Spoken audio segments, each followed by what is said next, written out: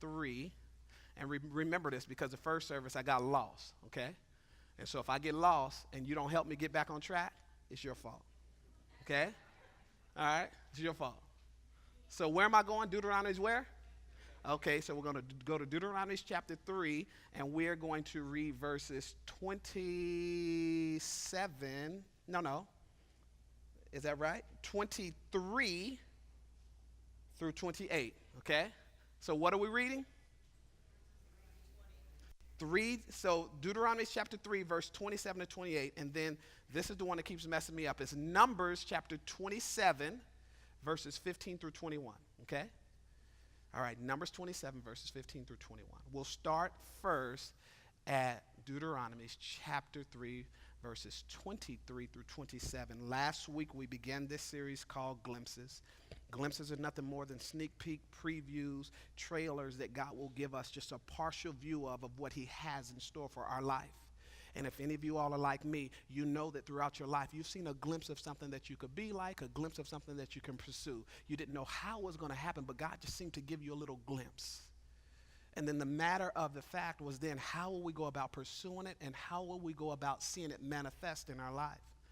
And so I encouraged you before, and Desi shared it, I encouraged you before we even begin to ask God to give us a glimpse of who we are, we need to have a glimpse of who he is.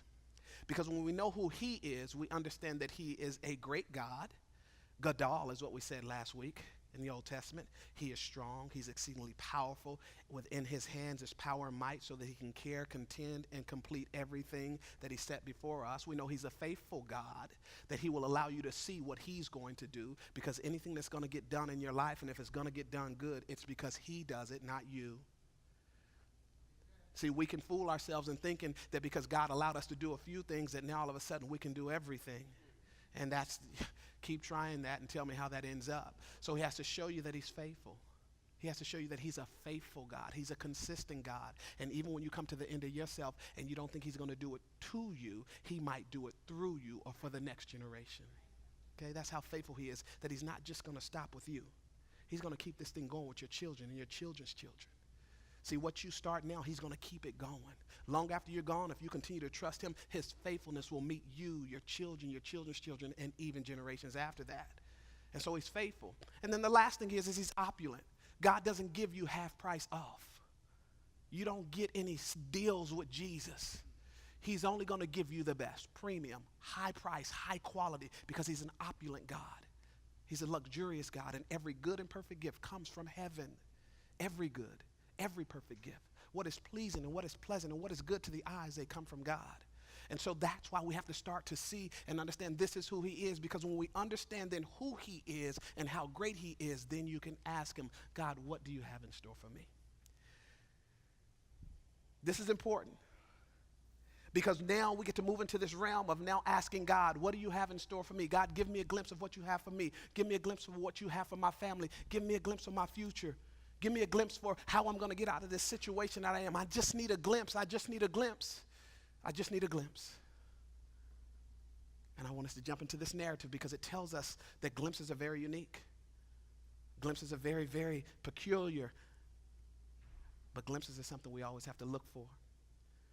In Deuteronomy chapter 3, 23, it says, then I pleaded with the Lord. This is Moses. And he's speaking about when God came to him and told him he would not enter into the promised land. We read last week in Deuteronomy, it says that you will be able to see the promised land, but you won't be able to cross over and enter into it. And so he realized that he was not going to be able to enter in.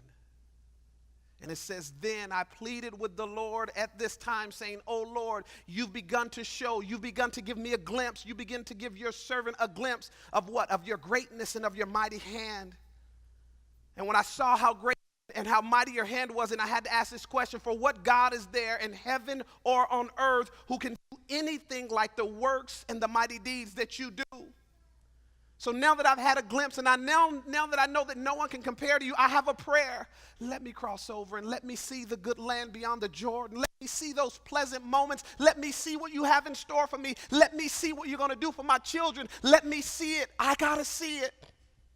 Because that's what we want. We want to see what God has in store for us, don't we? And God told him, you're not going to see it. He said, let me see the pleasant mountains in the Lebanon. But the Lord, he was angry with me because of you. And he wouldn't listen to me. So the Lord told me, enough of that. Speak no more of this matter. But because I love you, I'm not going to let you die not being able to see what I had in store for you. I'm not going to let you die without seeing that I got something great for your family. I'm not going to let you die and not realize that your children are going to be blessed and your family's going to be okay and the next generation is going to be 10 times better than you. I'm going to show you that I'm a faithful God. You may not experience it, but I'm going to let you see what I got for you. I'm going to let you have a glimpse. Just a glimpse. And I'd rather die with a glimpse. I'd rather die with a glimpse of what God has in store for my family for the next generation than to accumulate it all for myself and consume it for me. I want to see my children become better than me. I want to see them go further than me. I want to see them experience something. I want to see you become great. And if it means that I have to go up to the promised land and see it but not enter in, God, I'm okay to die as long as you let the next generation go. I'm okay. I'm okay. Let my sons do it. Let my daughters do it. Let my grandchildren do it. Let them experience it. If I'm living just for my experiences, then I'm living for less. But if I'm living for the next generation and the generation after, I'm living for more. And so he says, okay, here's what you do. You go up to the Mount of Pisgah, to the very top. I want you to lift up your eyes towards the west, towards the north, towards the south, and the east, and behold it with your eyes. See it, get a glimpse. For you shall not cross over this Jordan. Everybody say, but. Okay, now we make a shift. See, when we ended the story last time, we ended with him not entering in, but him seeing. But now we begin to change this narrative. God said, you're not going to see it, but command Joshua and encourage him and strengthen him, for he shall. Everybody say he shall. It didn't say he might. It didn't say hopefully. See, you command your children because they will. See, you command your grandchildren because they shall. See, you keep fighting in faith for them because they will. He says, he shall cross over before this people, and he shall cause them to inherit the land which you will see. Now let's go over to Numbers 27. We're going to go, I believe this is 15 through 21. Deuteronomy chapter 3 is what they call a prologue. It's basically just a caption of what happens, and then everything has already unfolded. Numbers 27 is actually the unfolding of it. It is when it happened. It was when things were going on. And so it's the same narrative, but it's coming from a different perspective. Then Moses said to the Lord, after he realized that God was not going to let him enter into the promised land, he was going to allow him to see it. It says, he said to the Lord, the God of the spirits of all flesh, here's what he said, set a man over this congregation. This man has to go out before them and come in before them. This man must be able to lead them out and bring them in, that the congregation of the Lord may not be like sheep which have no shepherd. And then the Lord said to Moses, what does he say in those two words, you theologians?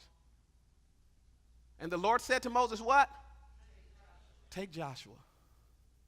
So the Lord said to Moses, take Joshua, the son of Nun, with you, a man in whom the Spirit is in, and lay your hands on him. Set him before Eleazar the priest and before all the congregation, and inaugurate him in their sight.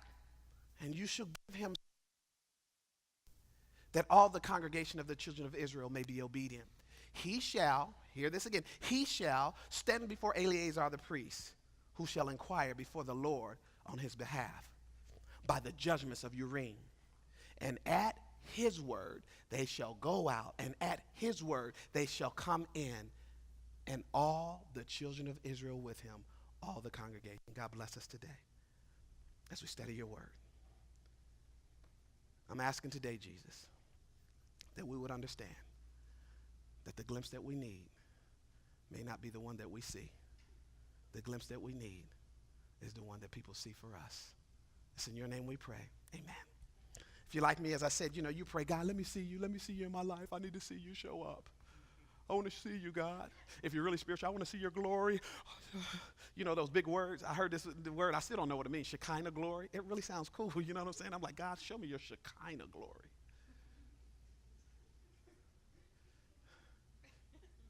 Shekinah, that just sounds like impressive. And we always want to see God show us something to us. But could it be that God loves you so much that he may not show you what he has in store for you, he will show somebody else what he has in store for you? If we jump into this narrative, you'll see that there's this man named Joshua. Well, first of all, there's a conversation. And in this conversation, there are two people who are talking. Number one is God, and who is God speaking to? Moses. Okay, so God is speaking, and he's having a conversation with Moses. They have this conversation, and he tells Moses, you're not going to be able to enter into the promised land, but the children of Israel, they are. You're not going to be able to experience this, but your children, they are. And so Moses says, well, if I'm going to die, we need to set a man in place who's going to be able to get this job done. And then they add another person into the conversation. Who was that person? Joshua. I struggle with this, though, because Joshua wasn't involved in the conversation. They didn't ask Joshua what he thought. They didn't say, hey, let's come and let's tell Joshua about all of the things that we see inside of him. You know, Joshua wasn't even in the conversation. If you look at Joshua, Joshua was always known as the backup quarterback. He was always known as the man who was always behind the scenes, in the background, in the shadow, never in the forefront. When they were battling in this valley one time, it says that the mighty warriors were down in the valley and they were battling, and then every time that Moses held his hands up, the warriors on his side would win, but when his hands would get tired and they were lower, then they would lose. You know what Joshua's job was? To hold his hands. You want to be a hand holder? Or do you want to be in a fight? See, if you ask me, I want to be in a fight. I want to come back with a couple of bruises and scars and be like, yeah, man, you know, when I was down there, I fought that Philistine. But if they look at you and they say, what did you do in the battle? I held Moses' hand. That don't sound too cool, do it? You can't put that on Instagram or Twitter, can you? I'm a hand holder. Then he was with this guy named Caleb, Joshua and Caleb. They went to go spy out the land. And they go when they spy out the land and they come back and everybody else gives this horrible report. And it says that Caleb stood up and he spoke loudly. Joshua was with him, but they never said anything that Joshua said. Joshua was always quiet. And then if that's not good enough, you know what his actual job was? He was the assistant to Moses. He kept notes. He made sure that the meetings were on time. He never said anything in the meeting. He was not the ideal person to lead. He was the one who was always behind the scenes. And I want to encourage you with this right now. Let me encourage you with this as I woke up this morning. Some of you all, you're very comfortable with being behind the scenes, but God wants you to know he has greater in store for you. Some of you all, it's very cool for you to be in the background. And some of you all, you're frustrated because you want to be up front. You feel like there's something in you, and you feel flustered because you haven't been noticed. You haven't been seen. People haven't seen the goodness inside of you yet. But God says, hold on. There's something greater in store for you. See, it doesn't matter where you start, it's where you end. It doesn't matter what they say about you at the beginning, it's where you end at. When we play sports, they say same thing make you laugh at the beginning, gonna make you cry at the end. So you can laugh at the beginning, but check me with where I end. And that's what we see. So they're talking about this man, and I know Moses had to say, like, man, that's my assistant. You're not gonna go get one of my mighty warriors? But here's what I believe. I'm going to give you these few things, and then we're going to jump right into it. God may very well give someone else a glimpse of what is in store for you before he reveals that glimpse to you. Here again, God may reveal the glimpse of what he has in store to you to somebody else before he ever shows it to you. Before you ask God to give you a glimpse of yourself, don't be surprised if he shares that glimpse of you with somebody else. I look at this narrative and I said, man, Joshua didn't even have anything to say about the situation. They were talking about him. And I believe this. I believe God is a gossiper. I believe God gossips about you. But anytime God gossips about you, it's always good. I believe God is whispering in somebody's ears about you right now. I believe God is speaking from heaven about you and about your future and your potential to somebody else. And why do I believe that? Because I believe that if he told you how great you were supposed to be, if he told you the things he called you to, if he told you the things he's going to pull you out of, if you heard it for yourself firsthand, you wouldn't believe him.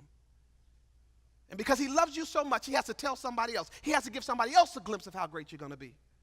So you'll begin to at least begin to believe. See, there are glimpses in this place. There are glimpses in your chair. And God is speaking to someone about you. He's talking to someone about you, just like he did here with Joshua. So I have points today. I have sentences. Normally I have points, right? Couldn't come up with points. 3 sentences, okay? So listen to these sentences. Sentence number 1. I already said it, but you know how it is. Y'all be like, God ain't talking to me.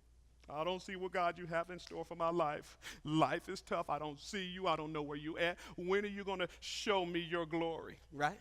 And we say it with an attitude, too. We get mad at God.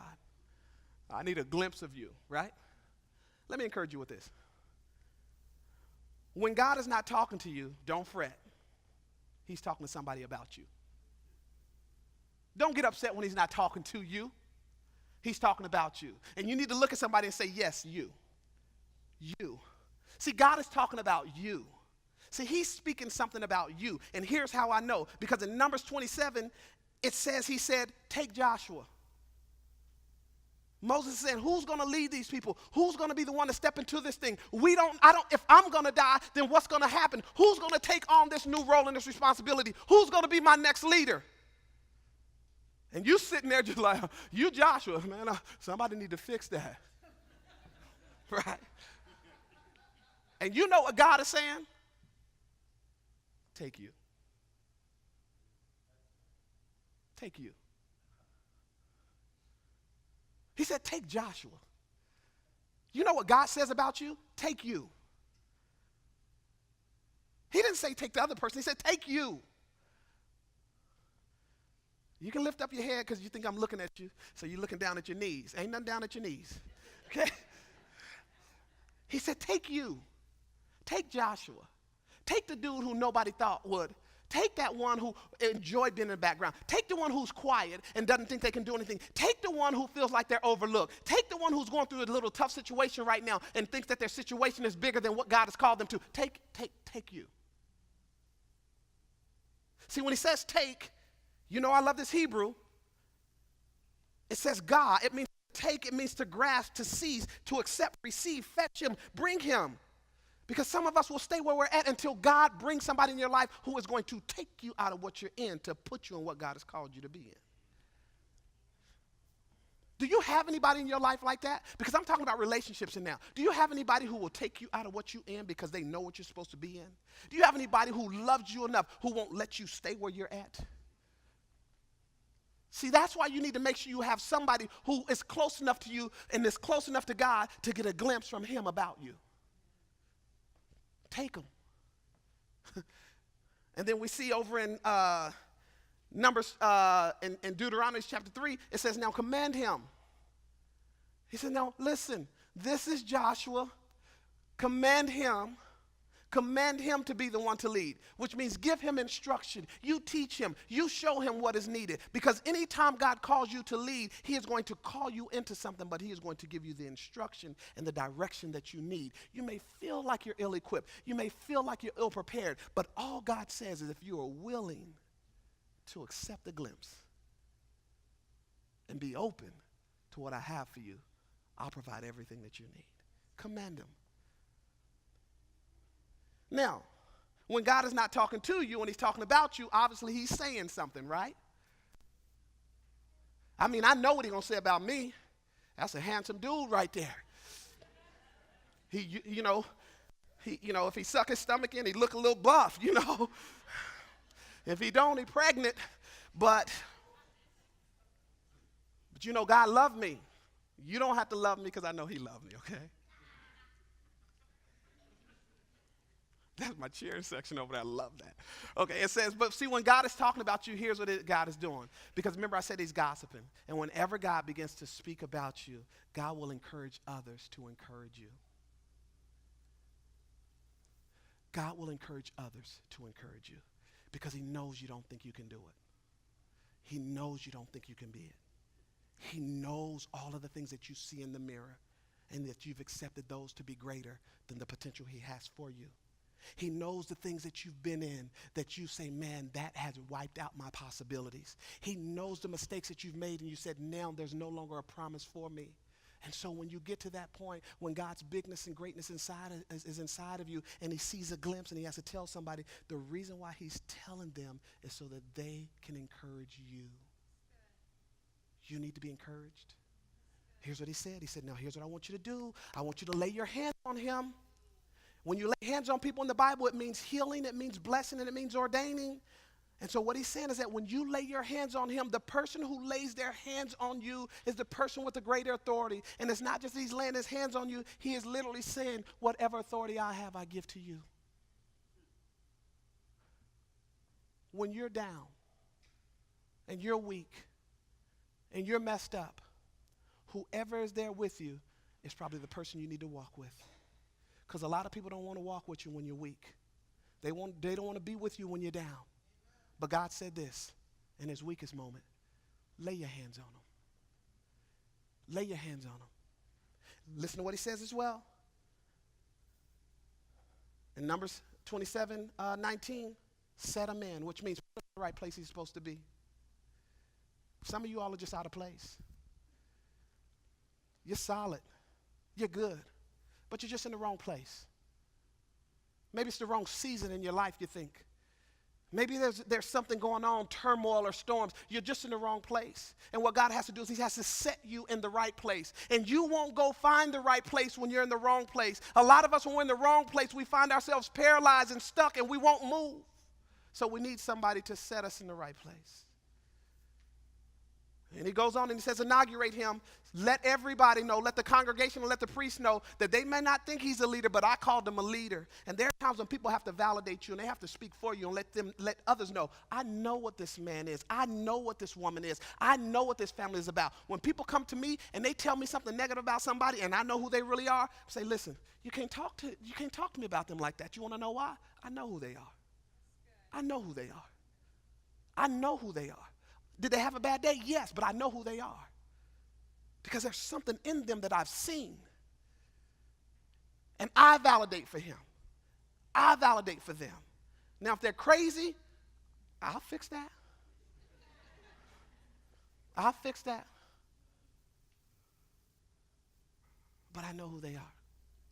See, this is the relationship that we need to have when we walk with people. They have to know who we are. We have to know who they are, because then they can encourage him. As he said in Deuteronomy chapter 3:28, he says, lastly, give them some of your authority. Give them some of your power. Who's transferring the power that God has bestowed on them to you? When I was young, I was just growing in my relationship with Christ, and we lived in Washington, D.C., and I have a friend, Pastor Tim Johnson. He came and spoke last year, and he's a dear, dear friend of mine. And we were doing this Bible study, and it was called Alpha, and we would invite people who didn't know Christ, and we'd invite them over to the church, and we would have dinner for them, and at the end of the 12 weeks, we'd have a retreat, and then we would introduce Jesus Christ to them. And here's what I've learned about a lot of Christians. They're bold about saying they're Christians, but they're fearful to tell other people they need to know Christ. I'm going to say that one again. I've learned this about Christians. We're bold about saying, yes, I'm a Christian, but we're very afraid to tell people or encourage other people to know the Christ that we know. So when we got to that moment, I'm like, man, Tim, I can't do this. You mean you want me to sit down with a person that says they don't believe in Jesus and tell them that Jesus is real? I can't do this. And you know what Tim said? Yes, you will. Remember what the Bible kept saying? He shall, she shall, you shall. See, when you're in a relationship like that and the person has a glimpse of you, this is not a dialogue. They're not interested in your opinion because they know what your purpose is. Hear me. They're not interested in what you feel. They know what God has called you to. They're not interested in your fears. They know the promise that God has for you. And when you say, I can't, you need to have somebody in your life that says, yes, you shall. See, do you have anybody in your life like that you trust and you believe in enough to where when you say you can't, they say you can? And I looked at him, I said, man, I can't do this. He said, yes, you will. It wasn't even he didn't ask me my opinion. He didn't say, brother, do we need to pray? He said, no, yes, you will. And here's what he said. Because I know what I put in you, Daryl. I remember the times when we got up at 6 o'clock in the morning and we prayed together and we believed God. I remember the way you prayed for this. It is in you. You may not feel like it's in you, but it is in you because I helped put it in you. The same power that was placed in you at Tuesday morning when nobody was looking is the same power you're going to place inside of them. And that's the way I've lived my life ever since then. Because somebody passed a little bit of the goodness that was inside of them onto me. You know what I'm a compilation of? I've seen a lot of other people's goodness being transferred onto me. Somebody gave me a little bit of that power, a little bit of that authority, a little bit of that confidence. All I need is a little bit. All I need is a little bit. All you need is a little bit. And so you need to find somebody that God is talking about you, and he's encouraging them to encourage you. And when you know who that person is, normal person is going to want to run from them. But I'm going to tell you what you need to do. Run to them. Everything inside of you is going to say, no, I can't be that. Run to them. Everything inside of you is going to be like, no, they're much better than me. They know their Bible better than me. They pray better than me. Their family situation is not like. Run to them. Run to them. And then lastly, God will tell others of his plans and his purpose for your life. Deuteronomy chapter 3:28, and then I might read Numbers 27:21. 3:28. He said, but command Joshua, encourage him, and strengthen him, and here's purpose, he shall go over before the people. He shall cause them to inherit the land. What he's saying is that this man in him has the ability to lead. He is a leader. My purpose for him is that he will lead these people. He will go before them. He will lead them. He will carry them in. I tell my boys this all the time, and I tell my girls, if you ever get in trouble, you better get in trouble because you led. I got problems when you follow. I have major problems when you follow. If you get in trouble for following somebody else, I got a problem with you. God created you to be a leader. The glimpses that he gives to leaders. The glimpses that he has, and I'm not saying you have to change your personality, but I'm saying you need to see yourself as a leader in any environment that you're in. You change the atmosphere. You don't conform to it. He told him he will. He's going to lead these people. He's going to lead them. I find this quite encouraging to me in my life because when I think about my life, I realize that had it not been for the glimpses that somebody else saw in my life, I would not be here. You've heard the story, and I'm going to say it over and over again because I just love this lady because of what she did. A month before marrying my wife, I'm out cheating on her and doing my thing, and she's not going to marry me, and rightfully so. Her mother I had met 2 times previously, first at our high school graduation and the next time when she came and picked me up out of jail, literally. And so then the next time her mother hears, because her mother's in Pennsylvania and we were living here, her mother's in Pennsylvania, and then she gets another report about this Daryl Morrison out there cheating on her daughter a month before they're getting ready to get married. And I love what my mother-in-law told her. She said, Joanne, marry him. Take Daryl. Take him. And here's what she said. Because I see he's going to be a good man. I see there's something good inside of him, Joanne. I know he's not perfect right now, but I see a glimpse. And that glimpse woke something up inside of me. For the first time, I knew I could be something. Because somebody had a glimpse of me that I never seen for myself. Coming from Washington, D.C. to here was another huge deal. And I was talking to my buddy the other day, and I realized that a lot of the reason why I'm here has a lot to do with my buddy Demetrius. Demetrius and I went to high school together. We lived in the same neighborhood for a little while. And every time he would call me in D.C., be like, listen, man, when are you coming back to Arizona to start a church? God needs you here. And I would ignore them. Because a lot of us ignore the glimpses when we're comfortable with where we're at. See, I was cool in D.C. My church loved me in D.C. Like they really liked me. I'm hoping y'all gonna start liking me like that. No, I'm playing. We loved where we were living. We loved our home. We loved everything. And then one day he called me. It was -8 degrees that day. It was cold. I got into our car and I'm like, man, this is just too much. And he calls me and he starts off with the conversation again. He said, Daryl, when are you gonna come home? I believe God has called you back home to make a difference. And I said, man, something for the first time began to shift. And now I wasn't looking at things based on my comfort. I started looking at things based on my calling. And I said, man, you called on the right day because it's -8 degrees out here and it's freezing, right? And I'll never forget what he said. He said, you know, we don't shovel sunshine out here in Arizona. But that was one of the things that began to open up my eyes to say, God, could you use me? Could you use me? Are you speaking and whispering in this man's ear? Because I remember what you whispered in my mother-in-law's ear.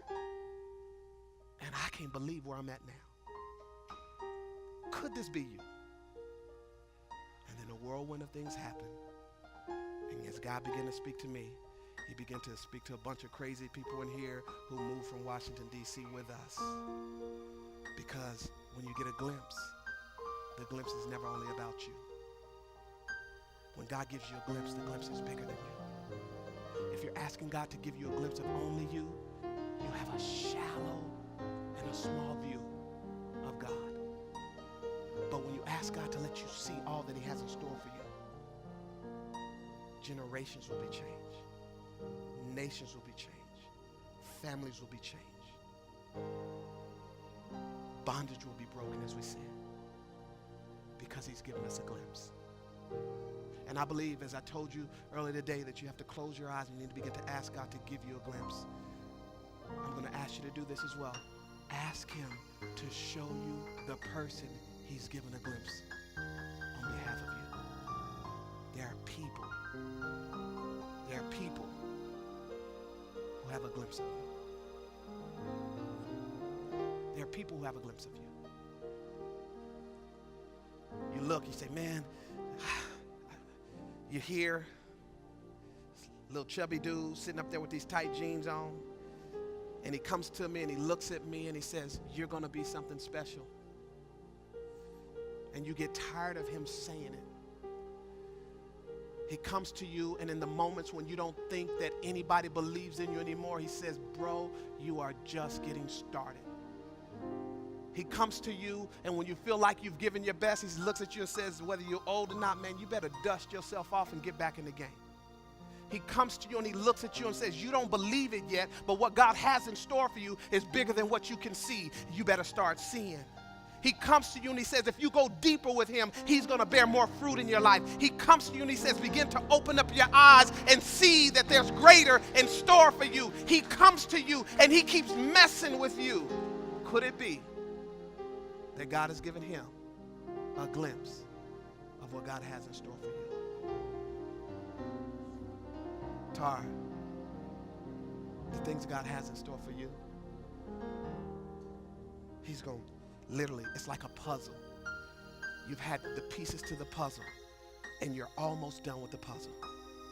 And they're pieces, and you have a picture of what you think this thing is going to look like. God just messed up the puzzle. And he says, I'm putting things together in your life, and I'm going to allow you to see new things. I'm going to allow you to experience new things. The vision that you've had before, wipe that out. I got better for you, baby. I got bigger for you. And you trust in what I have for you because that's your glimpse. The most fearful thing that's going to be in your life is to shake up that puzzle piece. But when you do, you're going to see greater. You're going to see greater. It's been an extended time of mourning and pain, but God says, joy is coming. Joy is coming. Eric, You just scratched the surface, bro. You just scratched the surface. There have been certain things that you've been doing because you know they're the right thing to do. And there are going to be other things that God is going to make you do because there's a joy that comes out of you. You are a true God, a man of God. Don't trust what you see and what they say. You trust what you heard and what they say about you. And you've been doing it. And God is pleased with you, my friend, because you've been doing it. Keep listening. Stop looking. Stop looking at your past. Keep listening. The more you hear, the more you will be. God loves you, my friend. He loves you. Jerome, I told you this a minute ago, but I'm going to say it in front of your wife. You're a leader in this house, man. I don't know if I've ever seen anybody grow as fast as I've seen you grow. Melba, I don't know if I've ever seen anybody grow relationally as fast as I've seen you grow. And this is scary because we only been doing this for about 2 years. But bro, Jerome, Melba, you are leaders in the house. Look at these pillars. You're pillars in this house. You carry weight. You just don't come. You carry weight. God has made your shoulders broad enough. He's made you strong enough to carry weight. And you're going to be very unique because God is going to begin to speak to y'all about other people. You're going to unlock the destiny and the promise and the potential in people's lives because you're listening. Because you guys are leaders in this house. This is not by happenstance, my friend. Accept it. Accept it. Glimpses. Glimpses. Frank, it's just beginning. It's just beginning for you, bro. You know it. God has shown you so many things in this short amount of time. But now he's going to do more through you.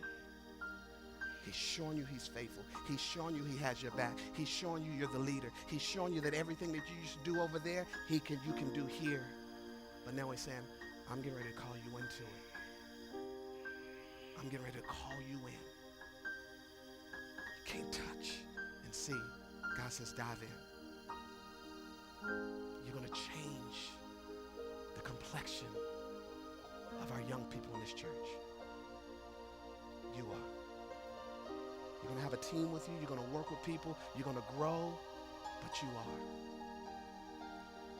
There's an anointing of God that is on your life that you haven't even scratched the surface yet.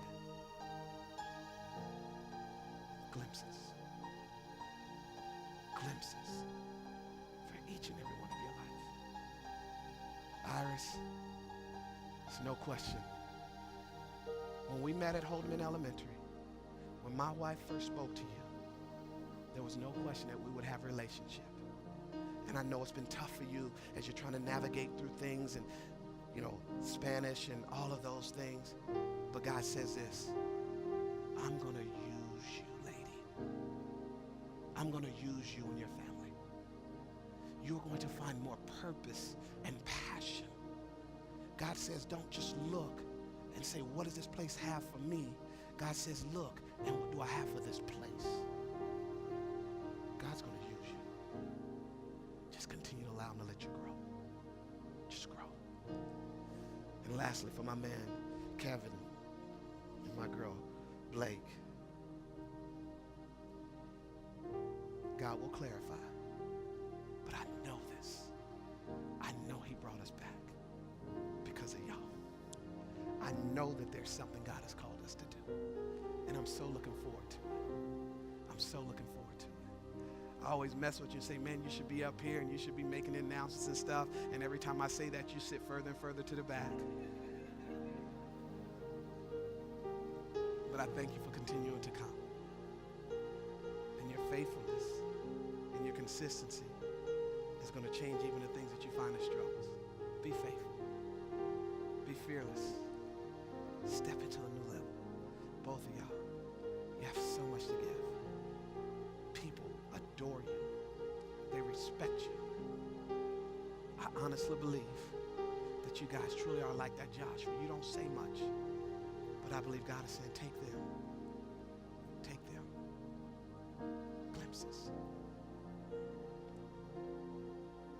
I want you to pull out these cards real fast. should have gotten one of these cards if you don't have one of these cards.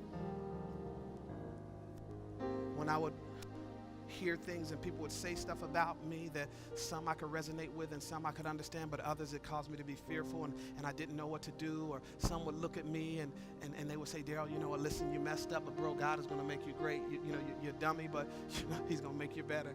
And he's going to do something in your life. I really struggled.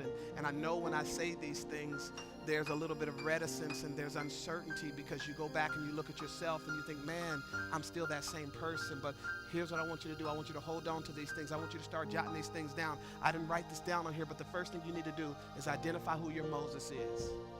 Identify who your Moses is. Identify that person who God is talking to about you. It might be a mother, it may be a grandmother, it may be somebody, but you identify that person. And instead of running from them and rejecting them, start listening. Just listen. And then be like Mary. When God spoke to Mary and he said that, I know you're a virgin, but I'm going to allow my spirit to come upon you, and I'm going to allow the God-man to be birthed through you. I know she said, well, wait a minute, what am I supposed to tell my fiance? Because he's not going to go for this. Hey, no. I'm about to lose the best thing I've ever had. Do you know how God, when it's great, it always feels like it's impossible? When God starts talking to you about the greatness inside of you, you can't fathom it. So do like what Mary did. Ponder it in your heart. Because the things that God has in store for you, your head and your mind will never be able to understand. So ponder it in your heart. Hold on to it. Don't refuse it. You little beautiful girl. Tell me your name again. It's Tatiana? Tatiana. I'm sorry, y'all. Time out. There's a beauty that's inside of you that's far greater than the beauty outside of you. Everyone is enamored with how beautiful you are. But God said, I've placed some beautiful things inside of you. And there are moments where you may not even feel that. But there's something electric about you. There's something that is drawing. And you think it's because people see what's on the outside. But God is telling you it's on the inside of you. I want you to continue to grow in your faith. I want you to be fearless in your faith. I want you to trust God. You're the one who's supposed to believe for big, nothing less. Big. Big is your word. They're attracted to you. Amen? All right, I'm sorry. Ponder it. Hold on in your heart. Hold on in your heart. And then the other things, you have to look for the fingerprints. I've learned this, that God will never, ever call you to something that he hasn't already prepared you for. But you didn't realize that the things that you've gone through and the situations that you've been through have prepared you for the great glimpse that he has in store for you. And so what you have to do is you have to start looking for the fingerprints. I call them the fingerprints of God. In that tough situation, I want you to go back and I want you to evaluate, and you're going to realize, oh my goodness, when I cased this joint and I begin to dust off this thing, God's fingerprints were here. When I went through the toughest things in my life, his fingerprints were here. When I had to move from one country to another, his fingerprints were with me, and he prepared me. Those things that have gone on in my life that I thought would have destroyed me, I look and now I see his fingerprints, and I see he was there. Look for those fingerprints in your life, because those fingerprints will propel you into the thing that he has in store for you. And lastly, act on it. Do something. Take a step. Get in. Don't wait. Stop looking. Stop questioning. Take a step. Get in. Get in. I want you to hold on to this, because God has something in store for you that you need to ponder. He has something in store for you. You need to look back and realize, I was made for this moment. This moment is not bigger than me. And then last thing you need to step into it. God has given you a glimpse of the greatness that he has in store for your life. Amen. Can I pray for you? Father, I thank you. God, I thank you for the people that you've given us. I thank you for the church. Some of you all, you think I've just casually come into this place. God said, I had this planned out long ago. You're just not coming to look. You're coming to be a part. And there are things that will try to push you away, but God says, listen, I've given you a glimpse of what I have in store for you, and it's going to take a lot more than you getting upset to leave. You're going to have to stay in this. You're going to have to grow. I'm calling you into it. God says to others, get a glimpse. Get a glimpse. Get a glimpse. Don't accept what you are right now. Get a glimpse. Get a glimpse. And I want to pray for two people. There are some people here that you know God has given you a glimpse of something, but you've been afraid and you've been fearful. You've been comfortable where you're at, so you've not even tried to look up and accept what he has in store for you because you're comfortable. And there are others, you know you need a glimpse. You're in something. Something has jaded your view, but you need that glimpse. If you're either one of those people, I want you to raise your hand now so I can pray for you. You realize that God is calling you into more, and he said, hey, I got more for you, but you're afraid. Or you realize, man, I'm in something and I can't see myself getting out of it, and I need a greater glimpse. I see those hands. I see those hands. God, thank you for your greatness and your goodness. You can put them down and repeat after me. Dear God, I need a glimpse from you. Show me who I am. Strengthen me. Encourage me. Give me power and authority to walk into the greater things you have in store. I pray this over me. I pray this over my family. I pray this over my future. And I even pray this over my pain. I'll pursue the glimpse you have for me. And I won't stop until either I see it or I transfer it on to the next generation. In Jesus' name, amen. There's another group.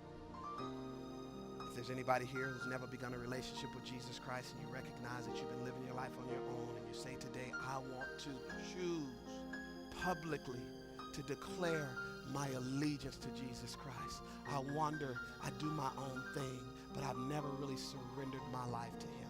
I've never really said, I've been to church, I've done that, my granny's in church, all of that. But you know what I've never done? I've never made a decision for myself. And today, I want to stand before God and say, you can have all of me. If there's anybody here, I want to give you that opportunity to be bold and just raise your hand and let me see it. If there's anybody here, I see that hand. God bless you. All right, let's all pray together. Repeat after me. Dear Lord, I'm a sinner. I've done my own things. I've wandered my own way. But today, I choose to follow you. Take me, strengthen me, forgive me, and cleanse me. In Jesus' name, amen. I want you to give God a great hand clap of praise. Give him a glimpse of what he's doing in your life. I'm sorry for calling anybody out. That's just who I am. You can put it on the comment.